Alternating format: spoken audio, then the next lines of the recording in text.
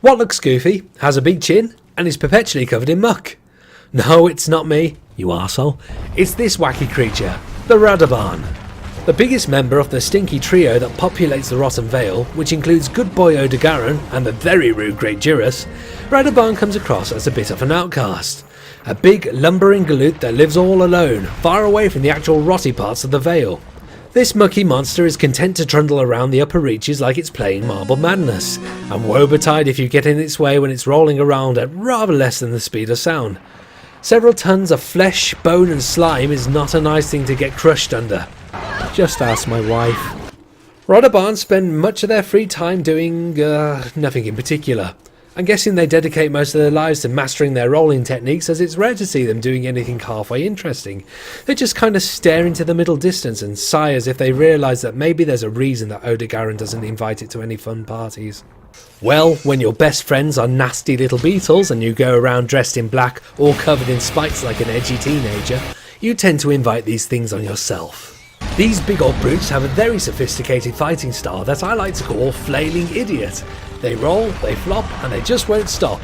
If you get in front of them, you're going to get pounded by that anvil-like chin of theirs, and they love to leap if you try to make some room. They can even emit a noxious gas that'll knock you out and send you to sleep. Just like a concerned parent worried that little Gareth is going to sacrifice the family cat to the Dark Lord if they keep listening to that heavy metal music with the shouting, your goal when fighting Radobaans is to try and totally strip them of their identity. Grab your biggest, boomiest blast element weapon and go to town on those spikes until there's nothing left. He won't understand at first. He'll scream, he'll flail, he'll sulk, but it's for the best. Nobody will respect him otherwise. It's no wonder Odegaran bullies him. If given the chance, Radobaan will show just how ungrateful he is and undo all your hard work after having a nasty roll around in a cradle of filth, becoming spiky all over again and feeling secure in his own self, discovering his personality in a natural and positive way. This is punishable by death. Show him how much you care by putting him down for good. Make him conform to death. As mentioned before, Radobaans can be stripped quickly with blast element weapons, and their fleshy bits are weak to Dragon Force. AC/DC won't affect Big Boy Radobaan much, neither will the damage be high on fire. Water damage is dark water.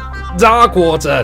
Dark water! You too can look like a rejected member of Gwa by slavering yourself in Radobaan's flesh and bones.